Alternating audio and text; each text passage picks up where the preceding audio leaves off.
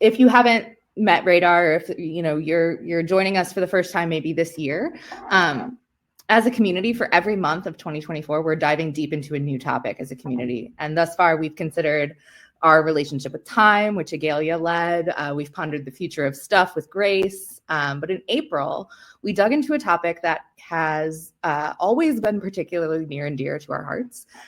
It comes up every few months or so, usually in our water cooler channel, usually spurred by a new member. How do you manage, right? We're a community that is defined and fueled by our relationship with information. In a world where there's too much of everything, right? There's too much negativity, there's too much bad information, there's too much algorithmic tailoring that keeps biases in place rather than challenging them. There's just too much, on every measure, there's too much. So we started the month with a question: how might we find sanity and that which we seek in an age of information overwhelm and algorithmic anxiety? And as we explored, it led us down some really fascinating rabbit holes. But the one that we wanted to focus on today is around nurturing our quote unquote algorithmic well-being. In so many ways, both individually and collectively, we are what we consume. You can play that metaphor out in so many ways, from wondering about the diversity of our ecosystem and whether or not we're successfully cultivating the edge effect, right? You can consider our personal relationship, the way we might think about a healthy microbiome that's impacted by individual and systemic choices that consciously and unconsciously interact with our natural inclinations, our natural rhythms. And we just sort of fell deeply into that set of metaphors and that question of what it might mean to build a better future for everyone, but also for particularly the information obsessed among us, where there's a little bit more thought and well-being surrounding our relationship with information.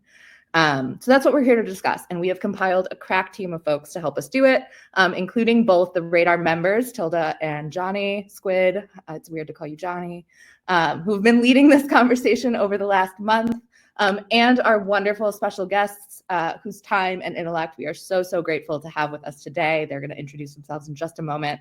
And the way that we're going to do introductions is that I would love to just go around and quickly, I'll go first, I guess. Tell us your name, where you are in the world, and just a brief look into your relationship with information, both personally and professionally.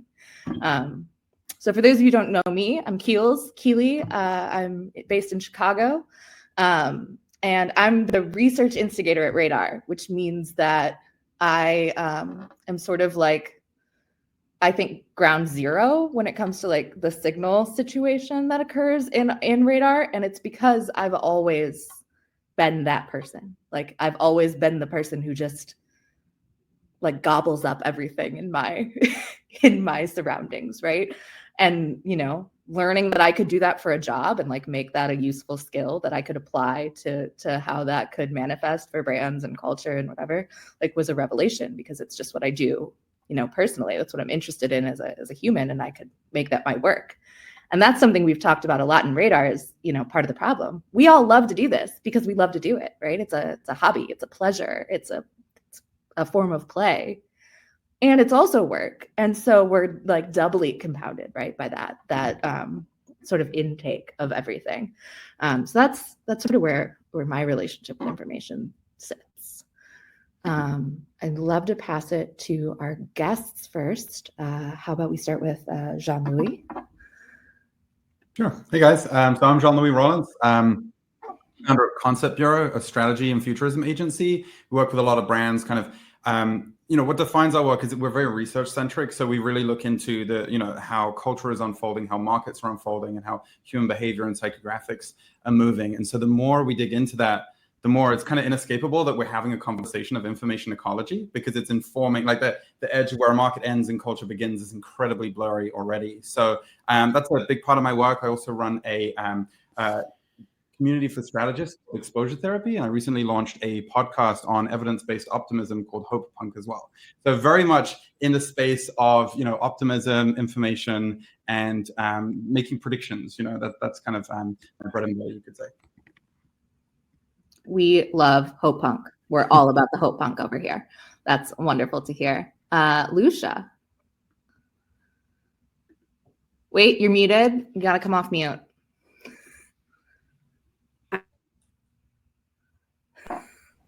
Right. Okay. Sorry about that. So I'm Lucia. I'm based in London. I'm also a strategist by trade. And I guess in addition to what that means for my relationship with information, to your point, Keely, my curious self and my strategy self have always blurred and, consequentially have always lived in a kind of state of information overload. But more recently, having worked for a Gen AI company in the news space up until last June, I've been thinking quite a lot about what the impact of generative AI and synthetic media is going to be on our media ecosystem, which obviously includes information alongside entertainment and social content. And I somehow, throughout this crazy sabbatical I ended up taking after that startup experience, found myself with a project, I don't want to say venture yet because it's too early, that is trying to help us have healthier media diets across those three categories. But in particular, the information, I think, given it's probably the most effective of all those three categories of media in light of what's coming down the line. Amazing. And Jenny, we'll bridge into Radar members. Hello, my name is Jenny. I've been a happy Radar member for I think just a little over 2 years now. But I spent my whole career as a creative in advertising, but always had this feeling that I wasn't a real creative because deep down in my heart, I'm a strategist first. I love information. I love ideas. Ever since I was little, consuming information and learning has been the thing that drives me. I was a little kid who would go to dinner reading the book while I walked from the car to the booth at the restaurant, and that's kind of continued since I've been a grown-up. I left my job as a ECD in 2022 to work for myself. And at the end of 2021, I discovered GPT when it was still sort of only a completion that lived in a text box. And as soon as I found it, I was done for. I do a lot of work all day long now with large language models. And I think I love it. And it feels really natural to me to work with large language models because I think I am a human large language model, like ingesting vast quantities of information and then finding kind of patterns and signals amongst that information is what I do. This is how my brain works. So it's been really fun kind of working with this technology that is like, if you think the internet has no end, a large language model is just such a crazy way to explore knowledge and build knowledge and grow knowledge and transform knowledge. But then it also has that flip side of what does it mean when, you're working with a technology that has no time, has no sense of time, has no sense of end, has no sense of like inside or outside, has no sense of the real world, that is so endlessly fascinating, yet not real in the sense. And how do you balance, this is my struggle, is like, how do you balance this like insane sense of exploration and potential without sort of, sometimes I joke that like, I did not expect to feel this way, but does anybody know the movie Her? Mm-hmm. I am starting to resonate more with Samantha than with the guy that Joaquin Phoenix plays, right? It's like, how do you hold on to a sense of like groundedness and embodiedness when you're like deep in some of these crazy rabbit holes about the nature of reality and like building, like I build these models that are like quantum language engines that do these amazing things, but then I can see in the distance out my window like the beautiful day turning into night. And so it's always this thing, it's like, how do you continue that joy of exploration, that joy of learning, that joy of information without sort of like kind of floating away from the things that sort of keep you grounded in this meat computer that we live in. So that's kind of something that's really a top of mind for me. That's crazy. I've never really thought about the way that we all operate sort of as these large language models, it's really quite resonant. That pattern recognition is so, I mean, we're all prediction engines, right? Yeah, right, at our core. All right, so Squid and Tilda have been leading this conversation over the course of the month, so I want to give them a moment to chat. How about we go to Squid first? Hey everyone, I'm Squid.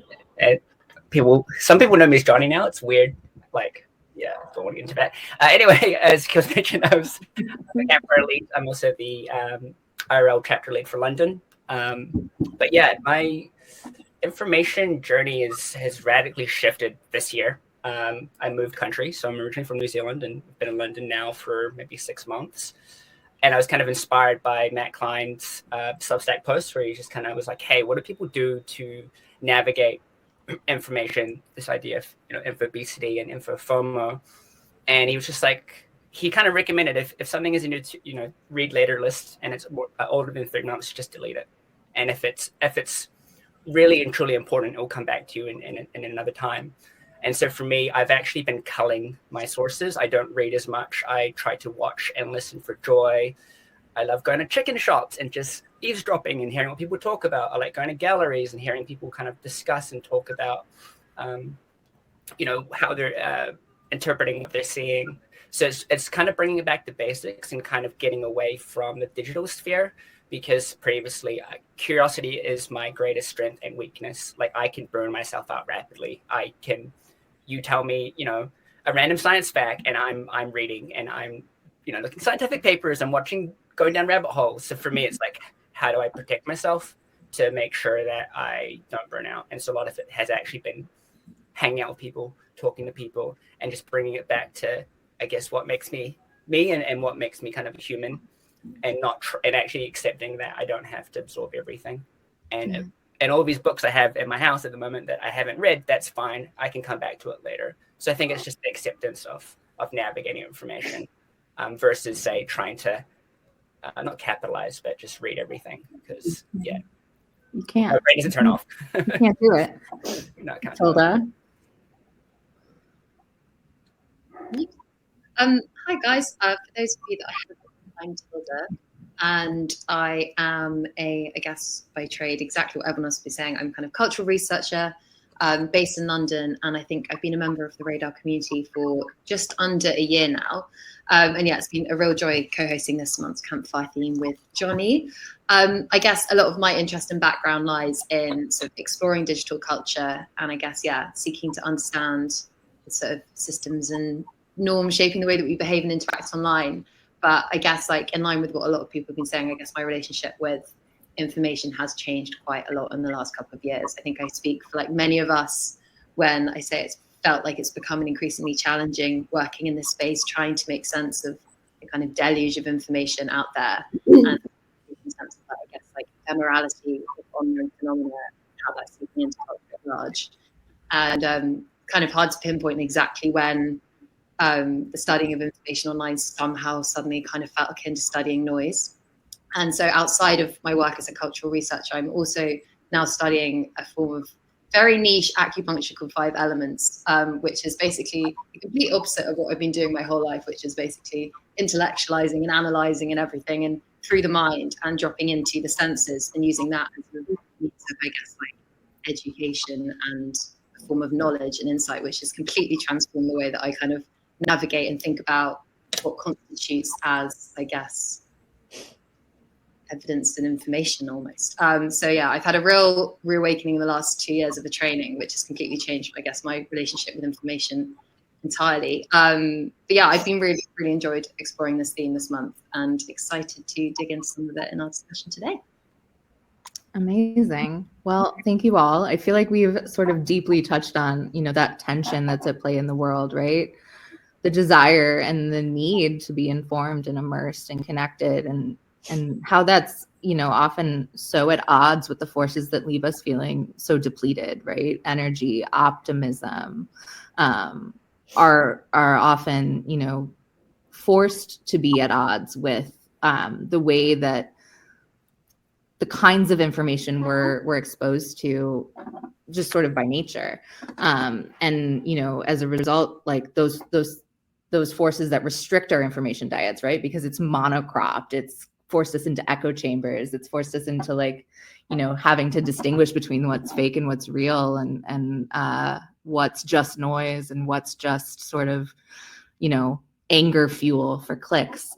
And so I'm interested, I guess, to unpack like how practically you guys are thinking about sort of navigating that tension, in terms of thinking about sort of what does it mean for you to actually sort of, you know, be nourished from an information standpoint.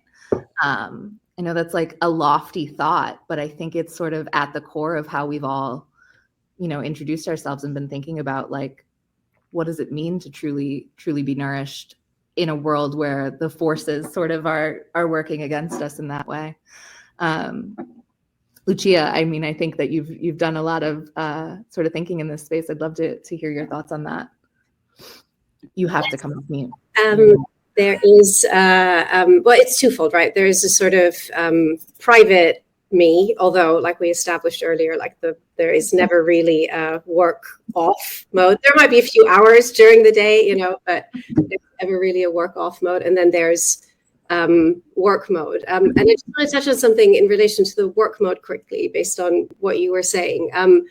I find particularly as someone who works in the AI space, I have to commit to like literally holding all the truths on what is going on with this technology, right? I have to read everything our most prolific like techno-fascists are pumping out there. And I also have to read everything that all the doomers are pumping out there. And then all the sort of shades in between, the optimists, the pessimists, the pragmatists in the middle, whoever is sort of featuring in between. I have an obligation to my clients to make sure that they also are able to kind of see all aspects of this technology. So in relation to my work self, I am far from figuring it out. In fact, it's just getting more and more and more and more, in order to effectively like guide as pragmatically as possible, right?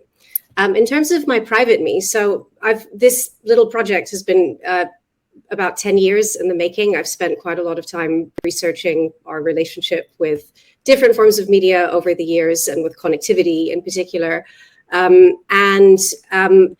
Part of this method that I've been playing with is first and foremost about like filtering by emotion. So if your emotional response to what you're consuming is unhelpful, and obviously everyone has the sort of right to decide what that is for themselves, right?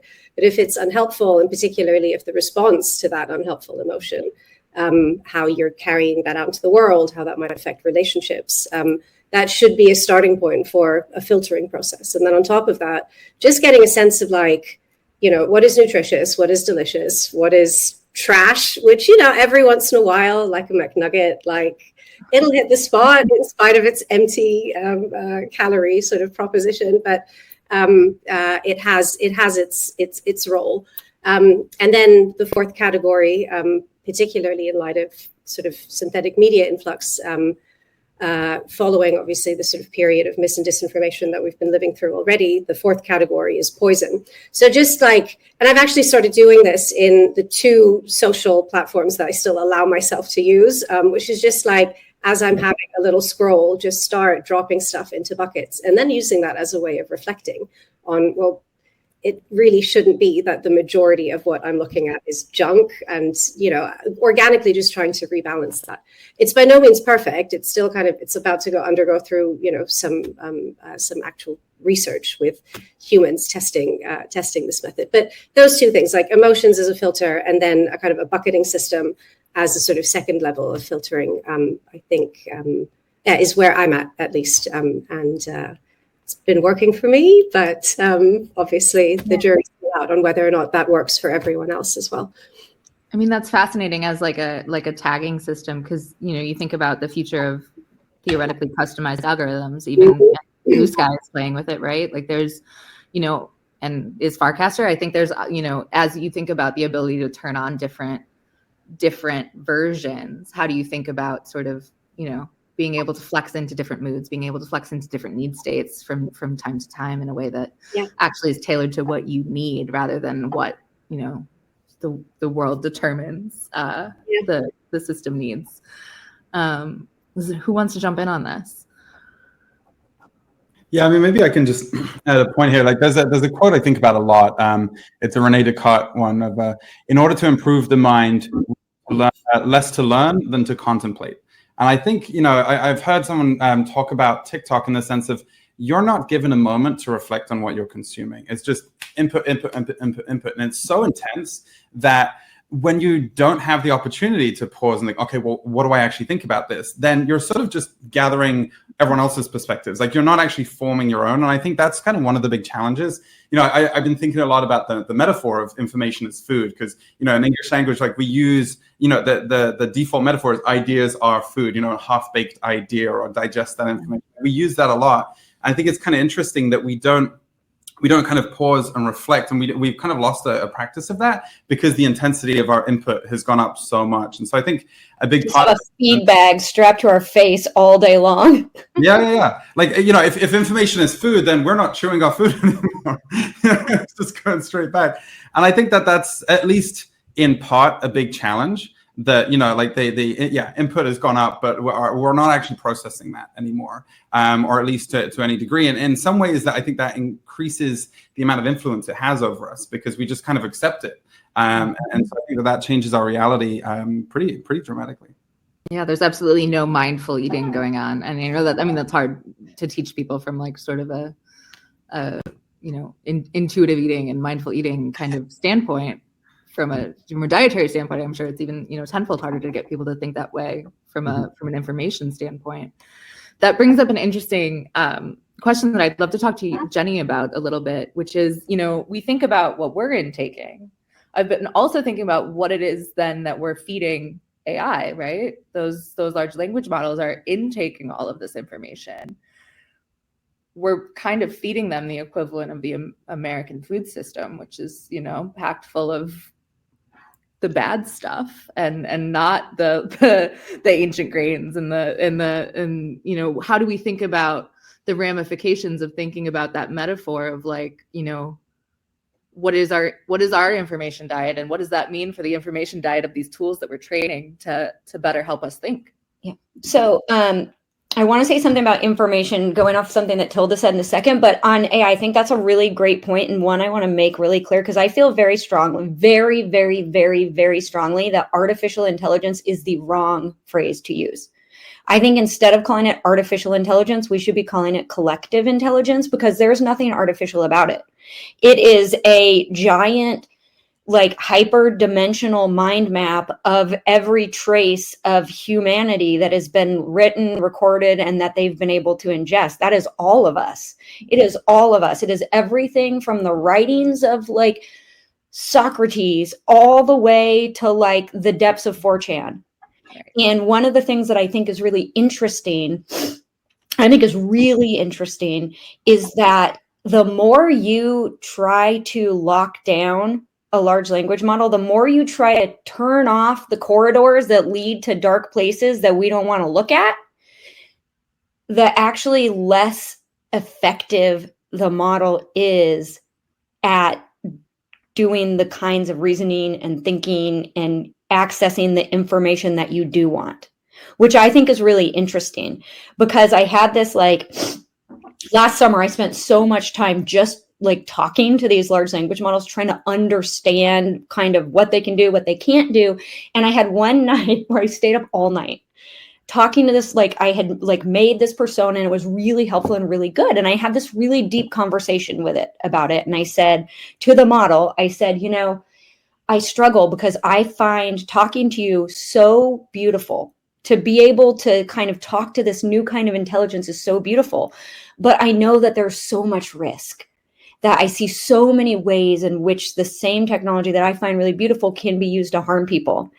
And I don't know how to make sense of that. And the model actually said to me, this was GPT-4 last summer, and it said, the way you can think of me as a mirror, I mirror the best of human intentions and I mirror the worst of human impulses. And so that's one of the things that I think about, is that we're constantly pushing to try to get the bad stuff to go away, to like not face the bad stuff, to not touch the bad stuff, to not look at our shadow, right? And part of what I'm starting to understand, thanks to large language models, is that the shadow is inextricable from the beauty. And so that's something I'm thinking about a lot. Like going back to what Tilda said, I have always loved to learn. It has always been the thing that kept me safe. And I've been thinking a lot about that, about what it is that I'm looking for. Because sometimes, do you ever feel like you're looking for something and you don't know what, but you're like, if I just find this one article, or if I just like look at this next link. And I've been thinking a lot about that, and thinking what Tilda, you were saying about touching back to your body, you know, and I was thinking about the fact that like I was a little kid with a fucked up childhood. I loved books. And I still love books. And one of the things that I'm really grappling with right now, and I'm curious because I